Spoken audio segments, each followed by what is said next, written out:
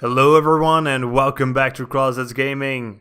Today we are going to take a look at Immortal Redneck. This roguelite first-person shooter puts you into the shoes of your prototypical American southerner who goes on holiday to Egypt and gets turned into a mummy and is forced to spend eternity battling monsters in pyramids, redneck style. It is available on Steam for €19.95 or your regional equivalent. So, the first thing that drew me to this game was its aesthetic. But once I picked it up and played it for a moment, I realized this is essentially one of my favorite games, but actually better. This game is really similar to Ziggurat from Milestone Studios, and that is one of the best roguelite first-person shooter games ever. So I will be making a lot of comparisons between these two. So let's start by describing the gameplay mechanics you'll be spending the largest bulk of your time with, the combat mechanics. And yeah, this is your very much casual shooter slash dungeon explorer, but at the same time it had things like skill trees that improve your character in between games and gradually improving perks throughout the levels.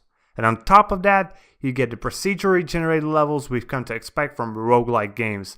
But here, they have a very large amount of verticality, and that isn't something we see often in these types of games. So let's go over the weapons and how the gunplay feels. Weapon choices are handled in two ways in Immortal Redneck. You always start with a set of weapons, but as you venture throughout levels, you find different choices in treasure chests. The weapons you find in the chests aren't really better than the ones you already have, they are just different.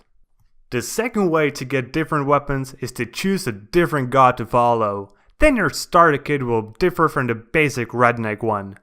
The weapons range from things you would expect in a shooter, like different kinds of pistols and machine guns, through the Egypt-themed spiritual stuff like the Ankh that shoot beams of energy and go up to the ceiling like a potato launcher. Because of this huge variety of weapons, you will always find one that you personally like to use. What I like very much is the fact that you start with a full set of weapons. A lot of times in roguelike games, you will be highly limited in the beginning, or at least feel very limited. But here, it just isn't the case. Plus the fact that you can choose your starting weapons makes this even better. Other than the weapons, you also have one active skill that is based on what god is your character following at the moment. These range from straight damage increase, through active abilities that deal damage themselves, up to weird abilities, like being able to change all the items into healing packs. Another thing that has a high impact on how the combat feels is the movement. And the amount of verticality the levels provide gives you a lot of freedom when choosing your path throughout the individual rooms of the levels. This is something I have been very much missing from Ziggurat, and here it is implemented very well. Though I will admit, occasionally you will feel like you should have been able to climb up more, but after a few ventures into the pyramid, you will get how high you are able to jump. So in terms of movement, Immortal Redneck is probably the best roguelite shooter at the market. And the last part of the combat itself are the enemies. And when it comes to the combat, they are probably the weakest point in the game. Of course, they are divided into the two basic categories, melee and range. But all the enemies are really dumb. They just follow a simple pattern of attack. They aren't unpredictable or anything like that. But that wouldn't be a problem in itself if there was just a good enough variety in the enemies of the game. And while at first I felt this was the case, as I played more and more I kept only seeing the same enemies over and over. Yes, they do get stronger as you progress through the pyramid, but you still see the same enemies. The only thing that makes me feel less worried about it is the fact that there are 2 more pyramids to explore. And hopefully, there will be different enemies in them. Okay, that's it about the combat. Now we should talk about the progression systems available to you in-game. First, let's talk about the one that happens in between levels. Well, sort of. But a description first. In between levels, you are able to improve your character stats, like the damage of your weapon, your health, or even the speed of your character. It's essentially your basic skill tree. But not only can you improve your character in this tree, you can also choose different gods to follow, and these gods will grant you access to essentially different builds of your character. meaning you will get a different set of starter weapons and a different active ability. And the way you get to improve your character through the skill tree is using gold you gathered in the pyramid. I'm somewhat not too sure whether I like this skill tree. On one hand, I really like the different gods you can choose to follow. They essentially work as character classes here. But on the other hand, the small incremental increases to your weapon damage, health, etc. are really boring and feel really antiquated these days. But anyways, the second way of character progression is done while venturing to the pyramid itself, and it feels almost exactly the same like the one that is done in Ziggurat. The only difference here is that instead of slowly leveling up and getting scrolls that way, here you find them randomly around the levels. And honestly, I think here I like Ziggurat's system a bit more, because it always allows you to feel more powerful as you progress throughout the game. Here, you can get really unlucky and just not get scrolls. Plus, some of the scrolls, like my favorite that allows you to find items inside of pots, feel super overpowered compared to the others. And the last thing I want to talk about are the game's procedurally generated levels. But sadly, it's not full procedural generation here. Instead, you have pre-built levels that are put together differently each time.